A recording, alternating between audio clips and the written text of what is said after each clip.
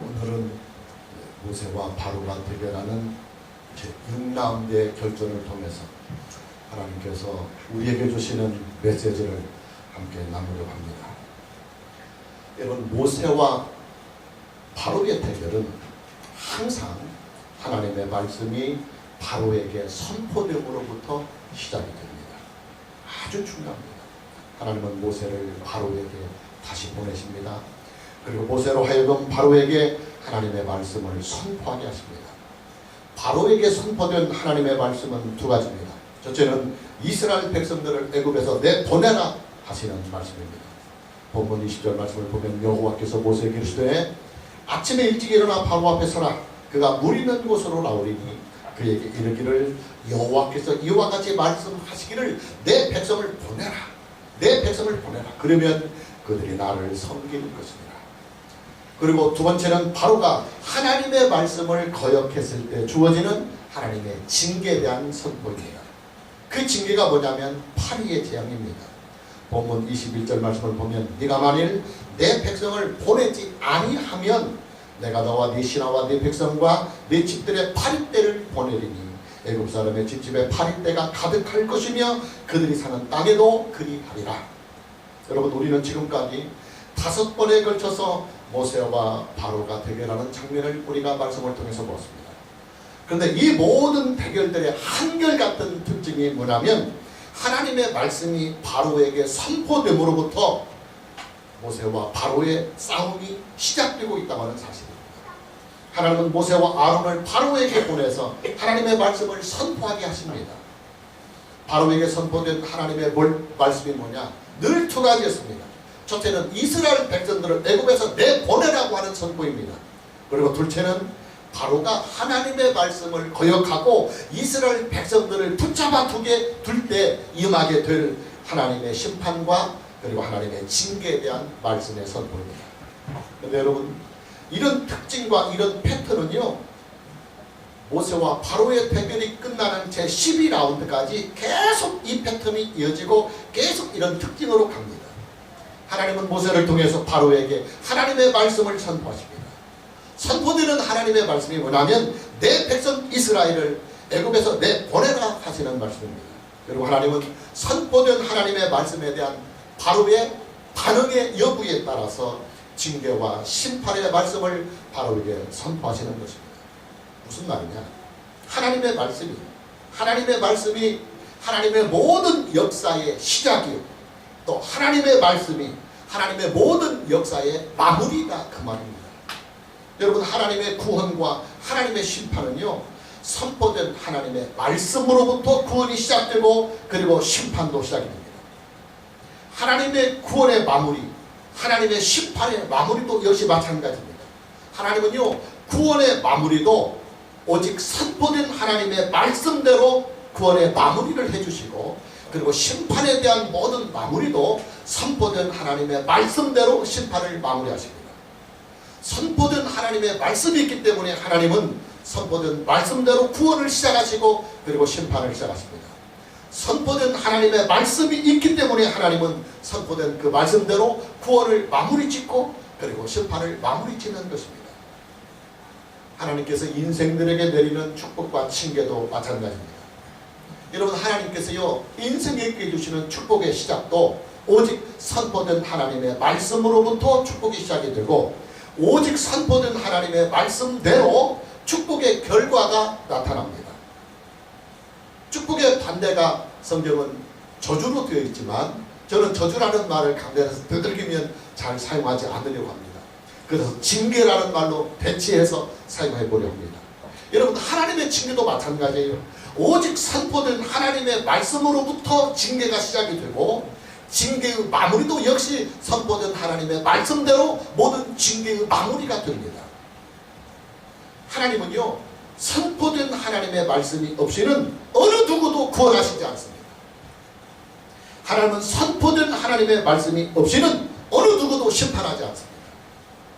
하나님은 선포된 하나님의 말씀이 없이는 어느 누구에게 복을 주시지 않습니다. 하나님은 선포된 하나님의 말씀이 없이는 어느 누구도 징계하지 않습니다. 여러분, 하나님은요, 천지와 만물과 사람을 창조하신 후에 창조하신 것으로만 하나님의 모든 사역을 마무리 짓지 않았습니다.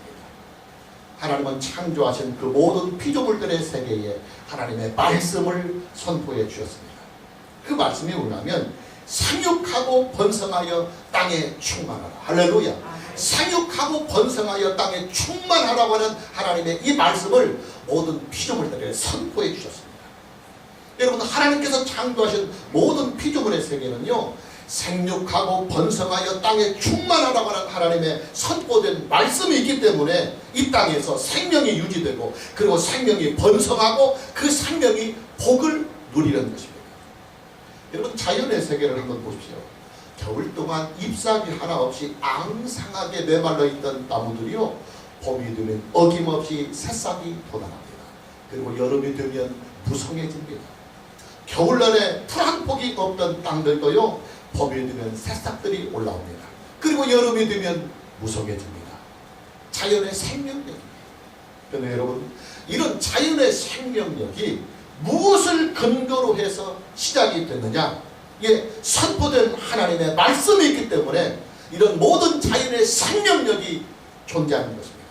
생육하고 번성하여 땅에 충만하라고 하는 하나님의 이 말씀의 선포가 있었기 때문에 그 선포된 하나님의 말씀이 자연을 지켜주고 자연을 보호해주고, 그리고 자연의 생명이 더욱 번성하게 퍼지게 하는 것입니다.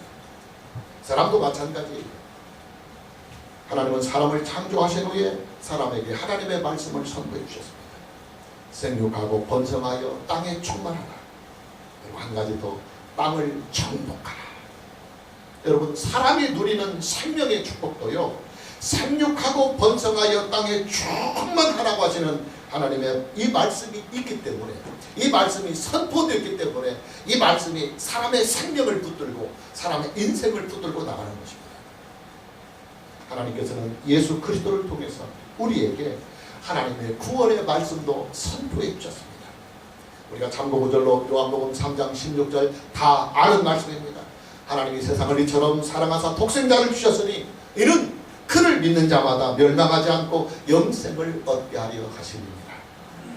자, 예수님의 제자들은요, 예수님께서 선포해 주신 이 말씀에 따라서 이 온 세상을 돌아다니며 하나님의 구원의 말씀을 선포해 주었습니다.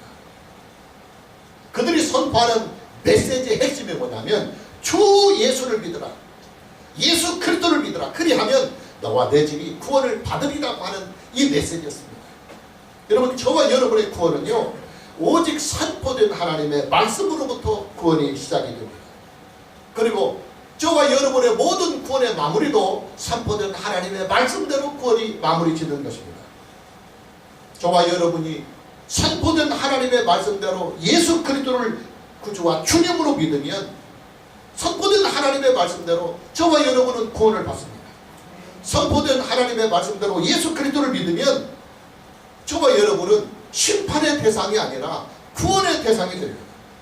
하나님의 선포된 말씀대로 저와 여러분이 예수 그리스도를 믿으면요, 선포된 하나님의 말씀대로 그를 믿는 자, 영접하는 자는 하나님의 자녀가 되는 권세를 주셨다고 했으니까 그 선포된 하나님의 말씀대로 우리가 예수 그리스도를 믿으면 우리는 하나님의 자녀가 되는 것입니다.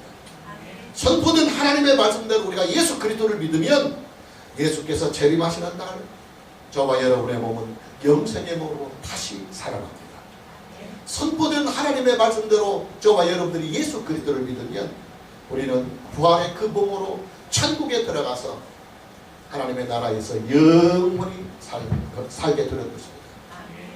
여러분, 우리가 하나님께 기도하는 일들도요, 우리가 기도를 잘해서 하나님이 응답해 주시는 것이 아니에요. 기도의 응답은요, 선포된 하나님의 말씀이 있기 때문에 가능한 것입니다.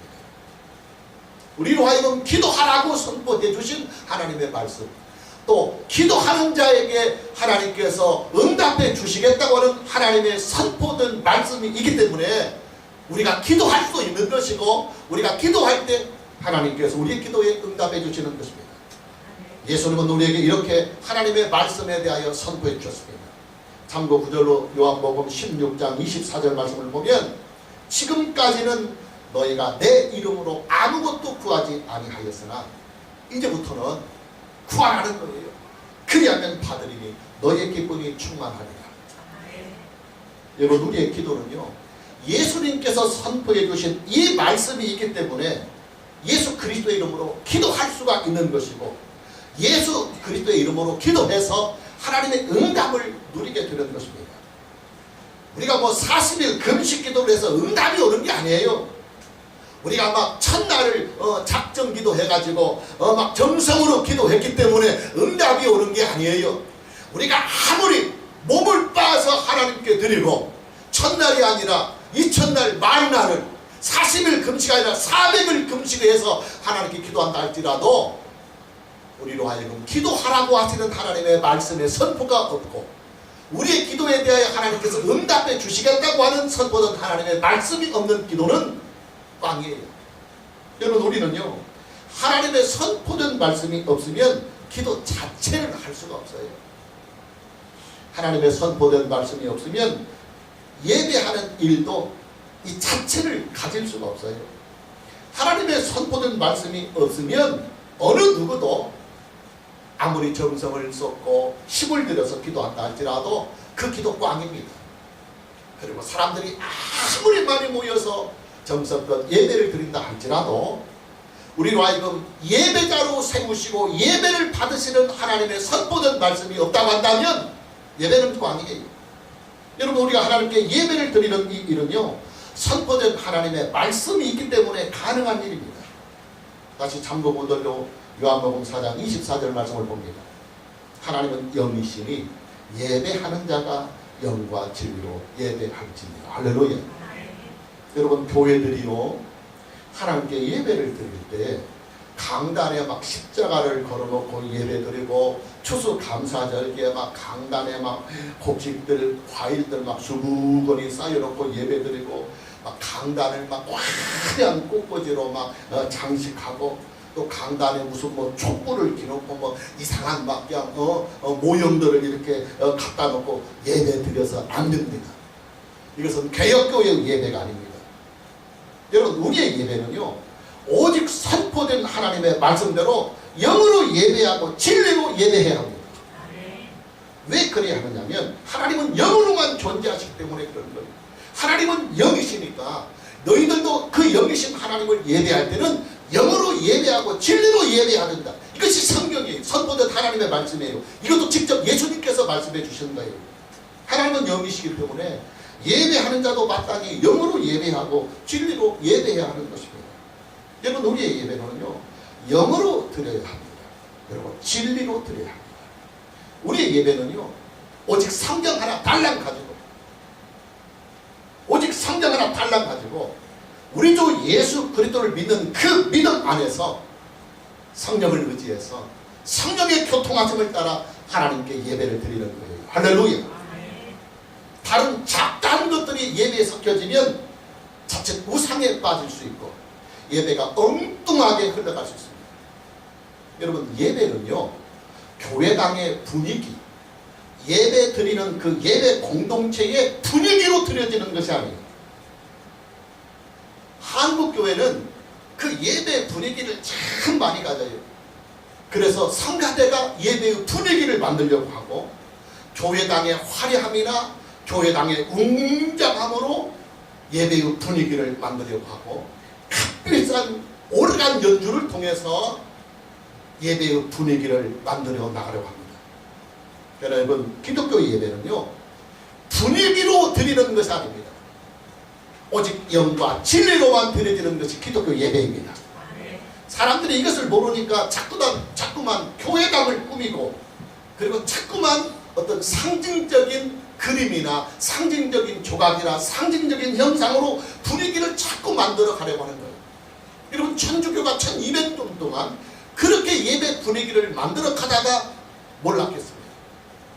그 화려한 예배당, 그 예배당에 주는 화려한 그림들, 화려한 장식들, 지금은 그냥 관광지가 되어버렸습니다. 여러분, 저와 여러분의 믿음은요, 오직 선포된 하나님의 말씀으로만 믿어야 합니다. 오직 저와 여러분의 인생은 오직 선포된 하나님의 말씀으로만 살아야 합니다. 선포된 하나님의 말씀이 뭐냐? 성경입니다. 신구약 성경 66권입니다. 오늘 저와 여러분 모두에게 오직 성경으로만 믿고 오직 성경으로만 인생을 사는 은혜가 있기를 주님의 이름으로 축복합니다. 두 번째로 모세와 바로가 대결하는 제6라운드의 특징은 애굽에 내리치는 하나님의 재앙이 이스라엘 백성들이 살고 있는 고센 땅에는 임하지 아니하였다고 하는 이 사실입니다. 오늘 본문 22절 말씀을 보면 그날에 나는 파리의 재앙을 내리는 그날을 말합니다. 나는 내 백성이 거주하는 고센 땅을 구별하여 그곳에는 파리가 없게 하리니 이로 말미암아 이 땅에서 내가 여호와인 줄을 네가 알게 될 것이라. 내가 내 백성과 네 백성 사이를 구별하리니 내일 이 표징이 있으리라 하셨다 하라. 구별이라고 하는 단어가 두 번 반복해서 22절, 23절에 나옵니다. 첫 번째 구별은 장소에 대한 구별입니다. 애굽 사람들이 사는 장소와 하나님의 백성인 이스라엘 백성들이 사는 고센 땅, 그 장소를 구별하고, 두 번째 구별은 사람을 구별한다. 바로의 백성인 애굽 백성들과 하나님의 백성인 이스라엘 자손을 구별한다는 말입니다. 이렇게 구별해서 파리의 재앙을 내리겠다고 하는 하나님의 말씀의 선포입니다. 여러분, 모세와 바로가 대결하는 제6라운드에서는요 파리의 재앙이 등장합니다. 하나님은 선포된 하나님의 말씀을 거역하고 대항하는 바로에게 징계와 심판의 수단으로 파리의 재앙을 애굽의 온 지역에 내리십니다. 본문 24절 말씀을 보면 여호와께서 그와 같이 하시니 무수한 파리가 바로의 궁과 그의 신하의 집과 애굽 온 땅에 이르니 파리로 말미암아 그 땅이 황폐하였더라. 무수한 파리가 바로의 궁과 그의 신하의 집과 애굽 온 땅에 있었습니다. 그리고 그 파리로 말미암아 애굽의 온 땅이 황폐가 되고 말았습니다. 그러나 하나님은 이스라엘 백성들이 살고 있는 고센 땅을 구별하셨습니다. 이스라엘 백성들이 모여 살고 있는 이 고센 땅에는 파리의 재앙이 임하지 않았습니다. 하나님은 하나님의 백성인 이스라엘 자손들을 구별하셨습니다. 파리의 재앙이 이스라엘 백성들에게는 조금도 임하지 않았습니다. 여러분이 이 광경을 한번 생각해 보십시오. 초자연적인 하나님의 능력으로 생겨난 그 무수한 파리떼들이요 애굽의 장력에 돌아다니면서 애굽 전역을 지금 초토화시키고 있습니다. 근데 그 무수한 파리떼들이 바로의 궁을 습격하고 바로의 신하의 집을 습격하고 마침내는 애굽의 전 지역을 습격합니다. 그러면서 일순간에 애굽의 모든 땅들, 애굽의 모든 지역은 다 재앙으로 초토화됩니다. 그런데 희한한 일이 발생합니다. 이 엄청난 파리떼들이요 이스라엘 자손들이 모여 살고 있는 고센 땅에는 일절 들어가지 않는 거예요. 그리고 이 엄청난 무수한 파리떼들이 단 한 마리도 이스라엘 자손에게는 일절 날아가지를 않는 것입니다. 하나님께서 이 무수한 파리떼를 직접 다스리고 계신다 그 말이에요. 여러분, 이 무수한 파리떼들은요 하나님의 주권 속에서 일사불란하게 움직였습니다. 이 무수한 파리떼들은요 단 한 마리도 이미대로 날아다니지 못했습니다. 오직 하나님의 절대적인 주권과 완전하신 섭리 안에서만 파리 한 마리가 움직였다는 사실입니다. 자, 이 일로 인해서 세 가지 큰 효과가 발생하게 됩니다. 첫 번째 효과는 이스라엘 백성들이 재앙으로부터 보호를 받는 것입니다. 하나님은 심판 중에도 하나님의 백성인 이스라엘 자손들을 보호하시고 지켜주시는 것입니다. 그리고 두 번째 효과는 바로의 변화입니다. 바로는요 파리의 재앙을 만나더니 모세에게 타협안을 제시합니다. 그 타협안이 뭐냐면 이스라엘 백성들이 하나님께 제사를 드릴 수 있도록 이제는 허락하겠다고 하는 타협안입니다. 그러나 단 조건이 있습니다. 애굽 땅을 벗어나지 말라. 너희가 너희 하나님 여호와께 제사를 드리더라도 애굽 땅을 벗어나지 말고 이 땅에서 제사를 드리라. 본문 25절 말씀을 보면 바로가 모세와 아론을 불러 이르되 너희는 가서 이 땅에서 즉 애굽 땅에서 애굽을 떠나지 말고 애굽 땅에서 너희 하나님께 제사를 드리라. 그러나 이 타협안은 모세에게 거절을 당하고 맙니다. 26절 말씀을 보면 모세가 이르되 그리함은 부당하나이다. 모세는 단번에 거절합니다. 우리가 우리 하나님 여호와께 제사를 드리는 것은 애굽 사람이 싫어하는 바인즉 우리가 만일 애굽 사람의 목전에서 제사를 드리면 그들이 그것을 미워해서 우리를 돌로 치지 아니하리이까. 모세는 바로에게 이렇게 항변합니다.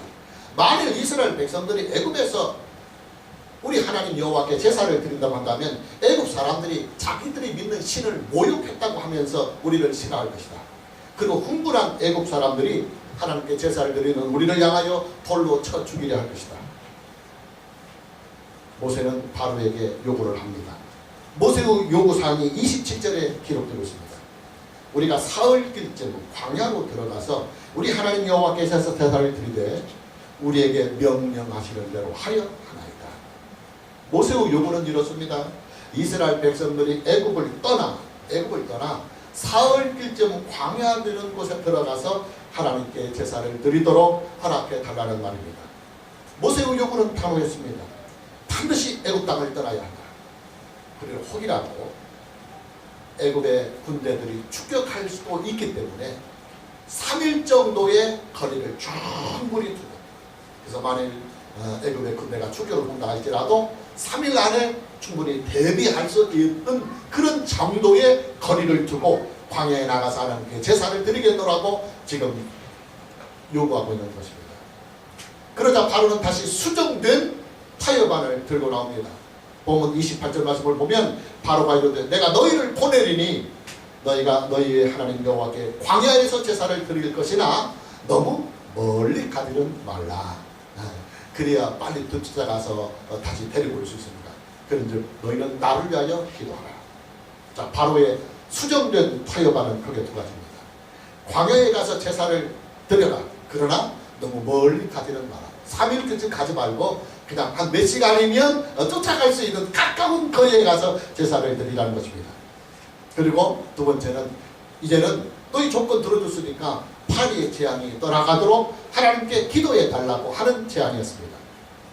모세는 바로의 타협안에 일단 응수를 해서 하나님께 기도를 드립니다. 그리고 하나님은 모세의 기도를 들으시고 파리떼를 다 떠나게 하십니다. 본문 30절과 31절 말씀을 보면 모세가 바로를 떠나 나와서 여호와께 간구하니 여호와께서 모세의 말대로 하시니 그 파리떼가 바로와 그의 신하와 그의 백성에게서 떠나니 하나도 남지 아니하였다고 성경은 기록하고 있습니다. 하나님은 모세의 기도를 완벽하게 들어주셨습니다. 그 엄청난 파리떼들이 단 한 마리도 남기지 않은 채 일순간에 다 사라지고 만 것입니다. 그러나 바로는 또다시 약속을 어기고 맙니다. 본문 32절 말씀을 보면 그러나 바로가 이때에도 그의 마음을 완강하게 하여 그 백성을 보내지 아니하였다. 예, 화장실 들어갈 때의 마음하고 화장실 나올 때의 마음이 완전히 달랐다 그 말이에요. 그러나 분명한 것은 바로의 마음이 이제부터 서서히 움직여져 가고 있습니다. 바로는요, 하나님의 그 능력 앞에서 서서히 자신의 권위가 무너지고 있음을 자기도 느껴가고 있는 것입니다. 중요한 것은 세 번째의 효과입니다. 하나님은 파리떼의 재앙을 통해서요, 바로에게 여호와 하나님의 존재를 확실하게 나타내 주십니다. 본문 22절 말씀을 보면 그날에 나는 내 백성이 거주하는 고센 땅을 구별해서 그곳에는 파리가 없게 하리니 이로 말미암아 이 땅에서 내가 여호와인 줄 네가 알게 될 것입니다. 두 가지로 볼 수 있습니다. 첫째는 그 엄청난 파리떼들이 일사불란하게 단 한 마리도 임의로 날아다니지 아니하고 하나님의 절대적인 주권 속에서 파리 한 마리가 일사불란하게 움직이면서 바로와 바로의 신하들과 애굽의 백성들에게만 피해를 가게 하게 하니까 이 파리떼의 재앙이 오직 하나님의 능력으로만 일어난다고 하는 것을 바로와 바로의 신하들과 그리고 애굽의 모든 백성들이 알게 되었더라 그 말이에요. 그만큼 하나님의 능력이, 하나님의 완전하심이 바로와 그의 신하들, 그의 백성들에게 이 파리떼의 재앙을 통해서 나타났다. 그리고 두 번째는 하나님께서 이스라엘 백성들을 지키시고 보호하고 계신다고 하시는 이 강력한 메시지가 바로에게 던져지고 있는 것입니다. 바로야, 너 말이다. 내 백성 함부로 건드렸다가는 너 죽는다. 너 죽는다. 내가 지금 팔이 한 마리도 이렇게 움직여서 이스라엘 백성들에게는 한 마리도 들어가지 못하도록 내가 지키고 있는데, 네가 만일 네 왕권이나 네 권력을 가지고 내 백성을 핍박한다고 한다면 너 죽인다. 그래요 여러분, 저와 여러분은요 이 파리의 재앙을 통해서 하나님이 어떤 분이신가를 알아야 합니다.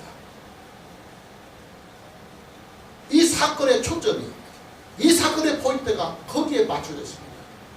하나님이 어떤 분인가를 나타내 보시는 것.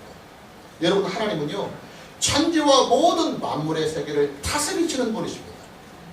저와 여러분이 살고 있는 인생의 모든 환경들과 상황들을 다 주관하고 계십니다.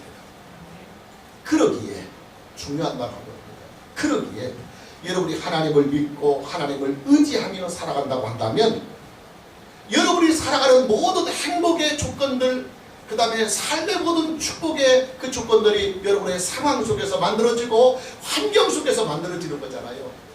근데 여러분이 사는 그 모든 환경과 그 모든 상황을 팔 때 한 마리조차도 하나님이 다 주관해서 섭리하시는 그 역사가 여러분의 상황, 여러분의 환경까지도 일일이 다스려 주셔서 사랑하는 자녀들에게 복을 주시고 은혜를 주신다고 하는 사실이에요. 할렐루야. 이뿐만이 아닙니다. 하나님은요 예수 그리스도 안에서 하나님의 자녀가 된 저와 여러분들을 반드시 지켜주시고 보호해 주십니다. 온 천지가 다 하나님의 심판을 받고 소멸을 하는 그때에도 저와 여러분은 소멸하지 않습니다. 세상의 모든 사람들이 다 하나님 앞에 엄중한 심판을 받을 때도 저와 여러분은 심판을 받지 아니하고 구원을 받게 됩니다. 세상의 모든 사람들이 다 형벌의 자리로 들어갈 때에도 저와 여러분은 형벌의 자리가 아니라 하나님과 더불어서 영원히 사는 영생의 자리에 참여하게 되는 것입니다. 하나님은 저와 여러분을 지켜주십니다. 저와 여러분의 생명과 저와 여러분의 인생을 보호해 주십니다. 하나님은 우리의 생명을 지켜주십니다.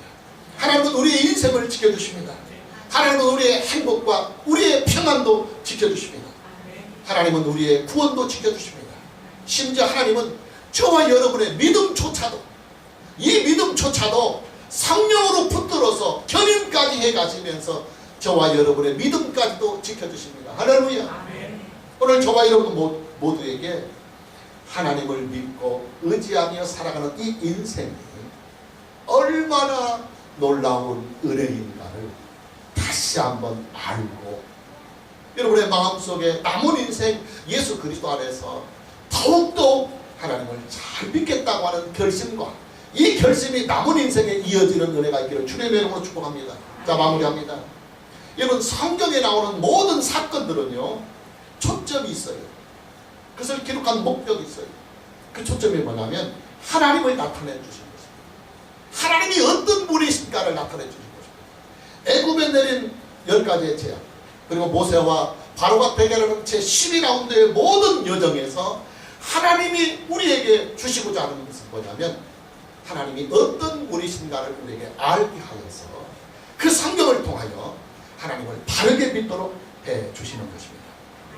오늘 저와 여러분 모두에게 성경을 통해서 하나님을 바르게 알고 또 그 성경 안에서 하나님을 바르게 믿는 은혜가 있기를 주님의 이름으로 축복합니다. 찬양합니다. 주소나 은영